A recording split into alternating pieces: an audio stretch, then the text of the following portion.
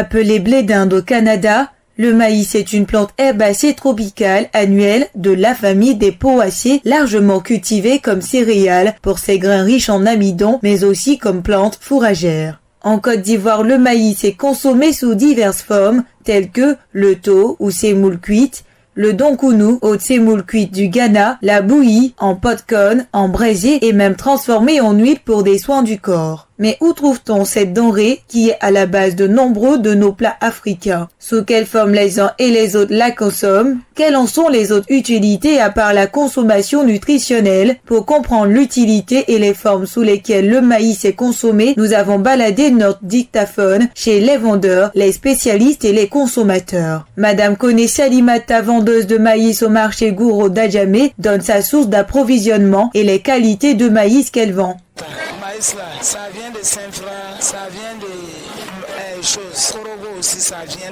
là-bas. Il y en a aussi, ça vient vers le Mali. Si on veut prendre le maïs là, on prend le rouge et puis le blanc. Monsieur Kwadio Bongwa donne sa préférence quant à la consommation de maïs. Le maïs, je le consomme en cabato parce qu'en cabato, quand on fait du cabato avec, c'est plus facile à digérer. Mademoiselle Bansé Sarah, quant à elle, aime le sémoule de maïs.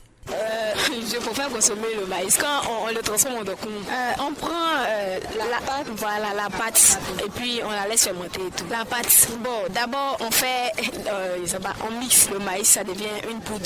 La poudre, on la mouille et puis on la laisse fermenter quelques jours. Après, on met ça dans des feuilles et puis on fait cuire à la vapeur. Le nutritionniste Eyetemu Miguel explique les bienfaits du maïs dans sa vidéo sur YouTube intitulée « Lutte contre le cancer colorectal, l'hypertension et l'hémorroïde ». Première vertu, c'est le fait que le maïs est un aliment chargé d'antioxydants. Parmi les antioxydants contenus dans le maïs, on a notamment la lutéine et la zéaxanthine qui sont très importants pour prévenir notamment les pathologies telles que le cancer ou encore les maladies du vieillissement des yeux. Deuxièmement, le maïs est aussi très bon pour la digestion parce que c'est une bonne source de prébiotiques. Il contient notamment des fibres qui seront transformées en acides gras courte chaîne dans l'intestin par les bactéries intestinales et ces composés, ces substances seront donc utilisées par les bactéries intestinales bénéfiques qui vont donc permettre de préserver l'écosystème, de préserver l'environnement intestinal.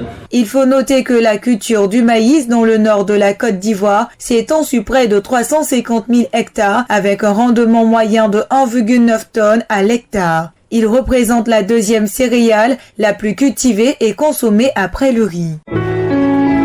APRA, Agence Presse Radio et Audio.